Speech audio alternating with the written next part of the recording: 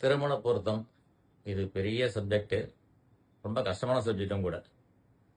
பார்த்தீங்கன்னா, திருமண பொருத்தத்துல நட்சத்திர பொருத்தம் 10 பொருத்தம் இருந்தா திருமணம் செய்யலாமா? அப்படின்னா செய்யக்கூடாது. இந்த நட்சத்திர பொருத்தம்ங்கிறது பார்த்தீங்கன்னா, நம்ம உள்ள போறதுக்கான ஒரு என்ட்ரன்ஸ் மட்டும் தான். ஸோ என்ட்ரன்ஸ் தொறந்து வழி விட்டுர்றாங்க. உள்ள போய் நீங்க என்ன பண்ணணும்னா, 2 பேருடைய ஜாதகத்தையும் வச்சு, இந்த ஜாதக பொருத்தத்த பார்க்கணும். இது ரொம்ப ரொம்ப முக்கியம்.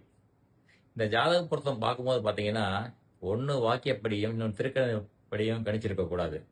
1, 2 ஜாதகம் வாக்கியப்படியே கணிச்சிருக்கணும். இல்ல 2 ஜாதகம் படியே கணிச்சிருக்கணும். நீங்க எத வேணா பின்பற்றுங்க. ஆனா 2ம் ஒரே மாரி, ஒரே ஸ்டைல்ல கணிச்சிருக்கணும். அப்பதான் அந்த பொருத்தங்கள் சரியாக அமையும். இன்னொன்னு பார்த்தீங்கன்னா, நட்சத்திர பொருத்தங்கள் இருந்து ஜாதக கட்டம் பொருந்தவில்லை என்றால், கண்டிப்பாக திருமணம் செய்யக்கூடாது. இப்ப ஜாதக கட்டம் பொருந்தா எப்படி சார் பார்க்கறதுன்னா, ஒரு நல்ல ஜோதிடர போய் பாருங்க. யார் நல்ல ஜோதிடர்?